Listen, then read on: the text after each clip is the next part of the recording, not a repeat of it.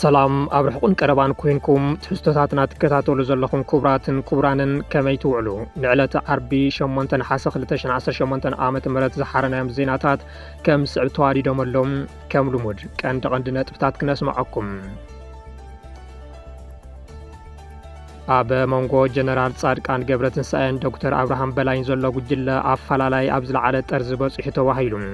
እዚኦም ኣብ ትግራይ ዘሪፎም ዝመፁ ኣብዚ እውን ካብ ምዝራፍ ወፃኢ ካሊእ ረብሓ የብሎምን አብርሃም ንኣብዪ ኣሕመድ ዝነገሮ እዩ ብመረዳእታታት ኣደጊፍና ብቐዳምነት ክነስምዐኩም ኢና ኣብ ወሰናወሰን ትግራይን ዓፋርን ዘሎ ወተሃደራዊ ምንቅስቃስ ከቢድ ስጋኣት ፈጢሩ ከም ዘሎ ተሓቢሩ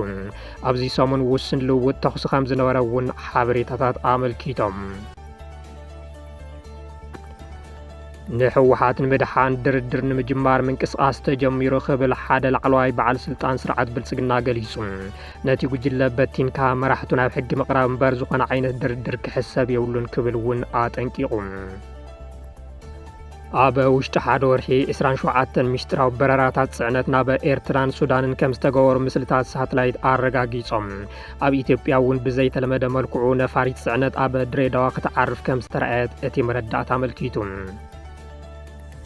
ዕጡቕ ወሃብ ህፁፅ ደገፍ ንከተማ ኩምሩክ ኣብ ዝተቆጻጸረሉ ጽባሕ ሰራዊት ሱዳን ሓደሽቲ ከባቢታት ከም ዝሓዘ ፍሊጡ ብኻልእ ዜና 270 ኣባላት እቲ ዕጡቕ ሓይሊ ናብ ሰራዊት ሱዳን ምሕዋሶም ተፈሊጦሎም ሕዚ ናይዚኦምን ካልኦትን ዝርዝር ክነስምዐኩም ኢና ንቻናልና ላይክ ሼርን ሳብስክራይብ እናገበርኩም ክሳብ መወዳእታ ምሳና ጽንሑ ሰናይ ጊዜ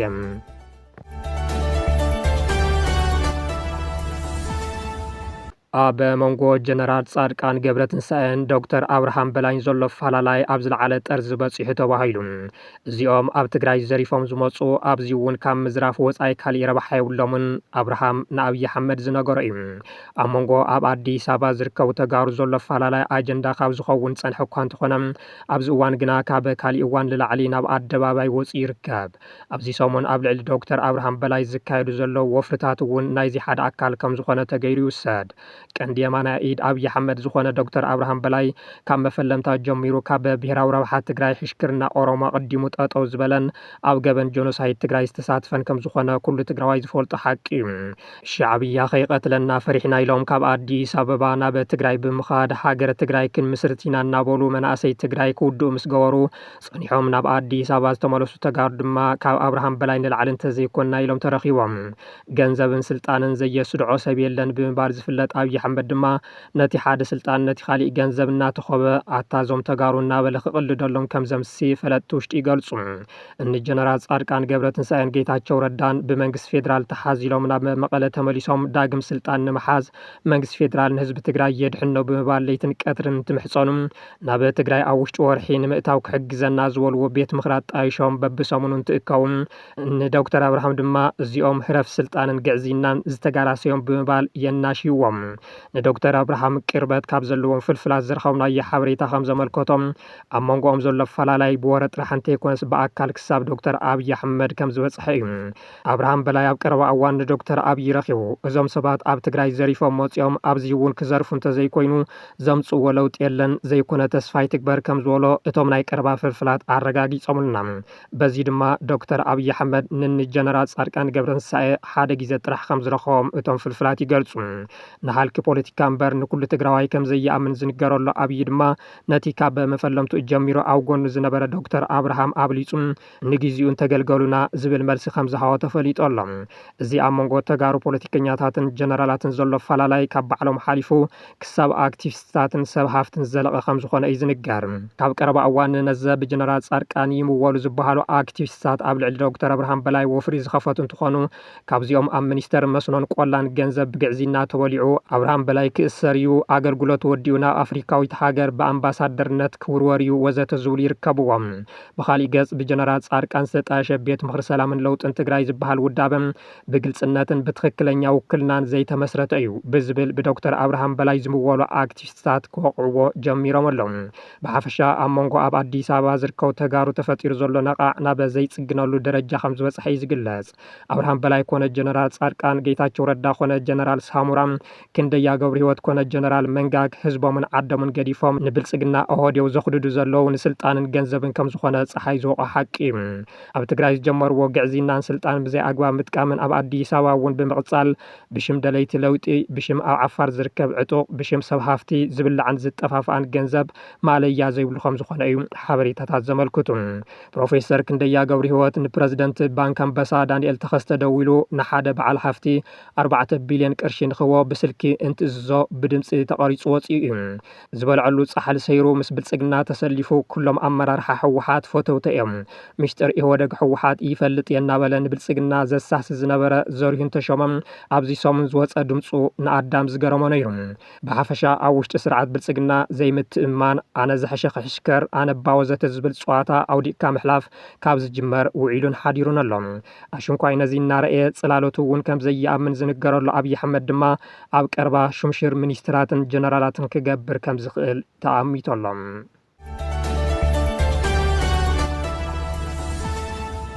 ኣብ ወሰናወሰን ትግራይን ዓፋርን ዘሎ ወተሃደራዊ ምንቅስቃስ ከቢድ ስጋኣት ፈጢሩ ከም ዘሎ ተሓቢሩ ኣብዚ ሰሙን ውስን ልውውጥ ተኽሲ ከም ዝነበረ እውን ሓበሬታታት ኣመልኪቶም ኣብ መንጎ ክልላት ዓፋርን ትግራይን ኣብ ዝርከብ ስትራቴጂካዊ ከባቢ እምባ መጋለም ወተሃደራዊ ምንቅስቃሳት ይጋደድ ከም ዘሎ ካብቲ ከባቢ ዝተረኸበ ሓበሬታ የረድም ሰራዊት ትግራይን ኣብቲ ከባቢ ዝሰፈሩ ዕጡቓትን ዘካይድዎ ዘሎ ምንቅስቃስ ንሰላም እቲ ክልል ኣብ ሓደጋ ኣውዲቕዎ ከም ዘሎ ሓበሬታታት የመልክቱ ብክልቲኦም ወገናት ከበድቲ ኣፅዋራት ምፅማድን ኳዕትታት ዕርድታትን ምስ ፍሕፍሑም ዳግማይ ውግእ ክባርዕ ይኽእል እዩ ዝብል ልዑል ስጋኣት ፈጢሩ ከም ዘሎ ተፈሊጡ ኣሎ እምባ መጋለን ወተሃደራዊ መጥቃዕቲ ምቹው ብምዃኑ ክልቲኦም ሓይልታት ነቲ ቦታ ንምቁፅጻር ዝገብርዎ ዘለዉ ቅድድም ነቲ ወጥሪ ዝያዳ ኣጋዲድዎ ከም ዝርከብ ይሕበር ነበርቲ እቲ ከባቢ ከም ዝገልጽዎ እቶም ዕጡቓት ቦታታት ንምሓዝ ክንቀሳቐሱ ከለዉ ሓሓሊፉ ልውውጥ ተኽሲ ይስማዕ ይብሉ እዚ ኩነታት ንማሕበረሰብ ኣብ ከቢድ ራዕዲ ዘእትዎ ክኸውን ከሎ ንመዓልታዊ ህይወቶም እውን ጸልይዎም ምህላው ይገልጹ ነበርቲ ካብ ዕዳጋን ምንቅስቃሳትን ተዓቂቦም ኣብ ገዝኦም ንምቕማጥ ከም ዝተገደዱ ብምሕባር ዋላ እኳ ኣብዚ ውሑዳት መዓልትታት ኣንጻራዊ ፀጥታ ዝሰፈነ እንትኾነ እዚ ህድኣት ግን ቅድሚ ማዕበል ዘሎ ስቕታ ክኸውን ይኽእል ይብሉ ካብ ትግራይ ዕጥቂ ሒዙ ዝተወደበ ሓይሊ ዓፋር ሓራ መሬት እዩ እንትብል ዓፋሮቶት እዛ ብርኩታ ነገረላታ መዋሎም ኣይተረፈን ነይሩ በዚ እውን እቲ ዕጡቕ ሓይሊ ካብ ዓፋር ንኽወፅእ ብዙሕ ግዜ ሓቲቶም ፃውዒ ተቕሪቦም ሕልፍ እንትብል እውን ክሳብ ምግርጫው ምውፅሖም ይዝከር እንተኾነ ብኣወል ኣርባ ብዝምራሕ ብልጽግና ዓፋር ብዝወፅሖም ፀቕጢ ኣላህ ናብ መረበትና ዳግማይ ኩናት ከይተምፀልና እናበሉ ካብ ምልማንን ካብ ምፅላይን ካልእ መማረፂ ከም ዘይነብሮም ይገልጹ ሕዚ ብስርዓት ብልጽግና ነቲ ዕጡቕ ሓይሊ ብቕድሚት ኣሰሊፉ ነቲ ክርቢት ንምልኳስ ኣብ ጫፍ በፂሑ ከም ዝርከብ እናተገለጸ ይርከብ መንግስቲ ትግራይ ምስ ፀረ መኸተ ዝተሰለፉ ዕጡቓት ኩሎም ንዓዶም ንኽምለሱን እግሪ መትከሊ መስርሒ ከም ዝተዳለወሎምን ዕላው ድሕሪ ምግባሩ ብርክት ዝበሉ ተጋሩ ይምለሱ እኳ እንተሃለዉ እቶም ዝተረፉ ግና ምስ ብፃዮምን ሓወሙን ንምድማይ ብብልጽግናን ውሕዳት ጀነራላትን ይድፍኡ ከም ዘለዉ ይግለጽ በዚ እውን ኣብ ወሰናወሰን ትግራይን ዓፋርን ዝረአ ዘሎ ወተሃደራዊ ምንቅስቃስ ካብ ግዜ ናብ ግዜ ስጋኣት ኩናት እናሓየለ ንኽመጽእ ምክንያት ከም ዝኾነ ብዙሓት ይገልጹ ኣለዉ እቲ ወተሃደራዊ ምንቅስቃስ ኣብ ወሰናወሰን ትግራይን ኣምሓራን እውን ብዝለዓለ ይረአ ከም ዘሎ ዝሕብሩ ፍልፍላት ብፍላይ ብራያ ቆቦ ከምኡ እውን ሰቆጣ ስርዓት ብልጽግና ማዕለያ ዘይብሉ ሓይለ ሰሊፉ ከም ዝርከብ እናተገለጸ ይርከብ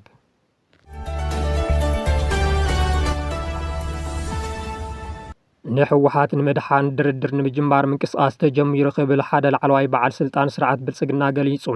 ነቲ ጉጅለ በቲንካ መራሕቱ ናብ ሕጊ ምቕራብ እምበር ዝኾነ ዓይነት ድርድር ክሕሰብ የብሉን ክብል እውን ኣጠንቂቑ ካብ ቀረባ እዋን ነዘ ብልጽግና ኣብ ዝተፈላለያ ሚድያታት እናቐርቡ ንሕወሓትን ሻዕብያን ንኽረግሙ ካብ ዘዋፈሮም ሰበስልጣን ሓደ ኣብ ሶማልያ ኣምባሳደር ኢትዮጵያ ሱሌይማን ደደፎ ሓደ እዩ ንሱ በብመዓልቱ ካብ ዘመሓላልፎም መልእኽትታት ሓደ ሕወሓት ክጠፍእ ኣለዎ ዝብል እዩ ኣብ ገጽ ኤክስ ኣብ ዝወዝሖ ጽሑፍ ንሕወሓት ንምድሓን ድርድር ንምጅማር ጉያ ተጀሚሩ ይብል ሕዚ ንሕወሓት ንምድሓን ሓድሽ ጉያ ክጅመር ቀሪቦሎ ዝብል እቲ ኣምባሳደር እዚ መርገም ኢትዮጵያ ዝኾነ ጉጅለ ብዝወልዖ ኩናት እናተበልዐ ሓመድ ድበ ከኣቱ እንትቐርብ ብሽም ድርድር ንኽድሕን ይግበር ብምባል ይኸስስ እዚ ንመወዳእታ ግዜ ንመንግስቲ ኣውዲቑ ንሃገር ዝብትን ካሊእ ዙር ኩናት ቅድሚ ምጅማሩ ከም ዘይዕወት ተረዲኡ ብሽም ድርድር ልመና ብፅሑለይ የጋውሐሎ ብምባል ደገፍቱ ድማ ነዚ ኣውያት ተቐቢሎም እፎይታ ንኽረክብ ፃዕሪ ይገብሩ ኣለዉ ዝበለ እቲ ኣምባሳደር ሽሞም ከይገለጸ ድርድር ንክገብሩ ዝሓቱ ኣካላት ከም ዘለዉ ኣንፊቱ ህወሓት ኣብ ታሪክ ብድርድር ዝፈትሖ ኣፈላላይ ተራእዩ ኣይፈልጥን ዝበለት በዓል ስልጣን ስለዚ ነዚ ብሕማም መንሽሮ ዝተሃሰየ ፀረ ህዝቢ ጉጅለ ምብታንን መራሕቱ ናብ ሕጊ ምቕራብ እንተዘይኮይኑ ዝኾነ ይኹን ድርድር ክሕሰብ የብሉን ክብል ፈኪሮሎም ስለይማን ደደፎ ኣብ ዝሓለፈ ሰሞን እውን ሻዕብያ ፀላም ጉልባብ ገይሩ ኣፅዋር ናብ ትግራይ የእትሎ ብምባል ዝኸሰሰ እንትትከውን መሓውር ስላያን ድሕነትን ሻዕብያ ክሳብ ራያን ኣላማጣን ሊሕኾን ከም ዝኣተው ብመረዳእታ ዘይተደገፈ ሓበሬታ ምውዝዑ ይፍለጥ ህወሓት መናእሰይ ትግራይ ይገፍፍ ኣሎ ብምባል ሓላይ መሲሉ ሕግታት ዘጣቐስ ስለይማን ደደፎም እቲ ስርዓት ብልፅግና ዝገብሮ ዘሎ ምድላውን ኣብ ዝተፈላለዩ ከባቢታት ኢትዮጵያ ዘካይዶ ዘሎ ግፋን ግና ክኹንኖ ኣይኽእልን ስርዓት ብልፅግና ኣብ ክልል ኦሮምያን ደቡብን ኣዲስ ኣበባን ሰፊሕ ግፋ መናእሰይ እኳ የካይድ እንተሃለወ ኣብ ጉዳይ ግፋ ተደጋጋሚ ዝንገር ግና ናይ ትግራይ እዩ ሱለይማን ደደፎ ጀነራል ባጫ ደበልየን ዲና ሙፍትን ሽርሒ ብልፅግና ንምሽፍፋንን ቃልሲ ሰሜናውያን ንምኹላፍን ብዕቱ ይንቀሳቐሱ ካብ ዘለዎ ሰበስልጣን እቲ ስርዓት እዮም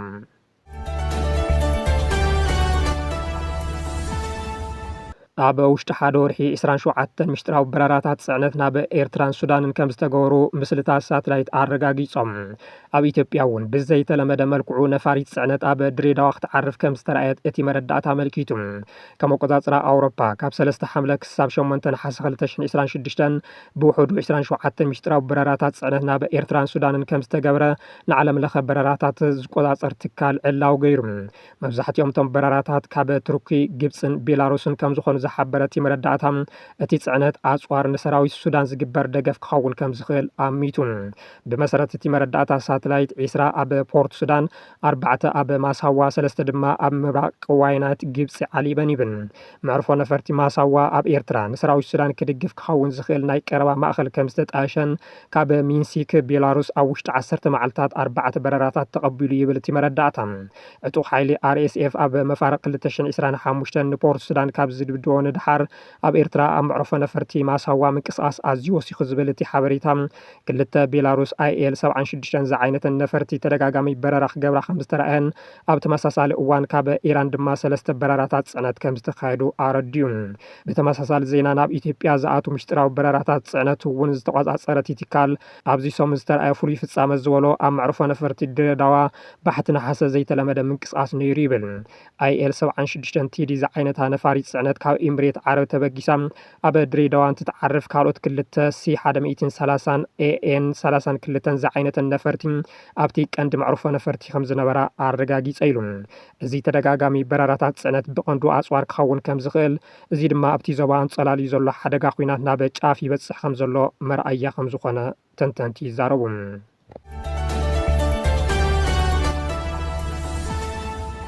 ዕጡቕ ወሃብ ህጹጽ ደገፍ ንከተማ ኩምሩክ ኣብ ዝተቆጻጸረሉ ጽባሕ ሰራዊት ሱዳን ሓድሽቲ ከባቢታት ከም ዝሓዘ ፈሊጡ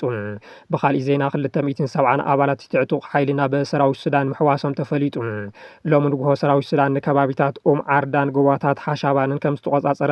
ማዕኸናት ዜና ተሃገር ይጽብጽባ ኣለዋ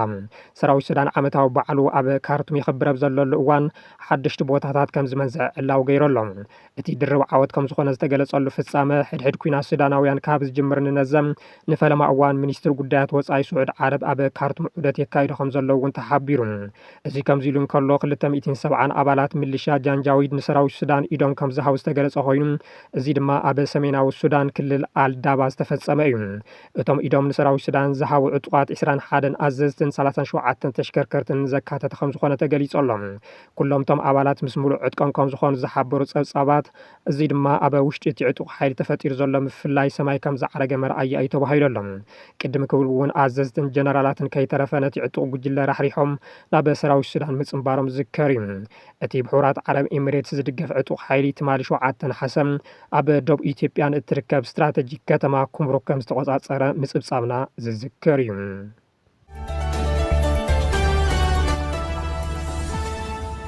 ዕለታዊ ዜናታትና ነዚኦም ይመስሉ ነይሮም ስለ ዝተኸታተልኩምና ኣዝና ነመስግን ሰላም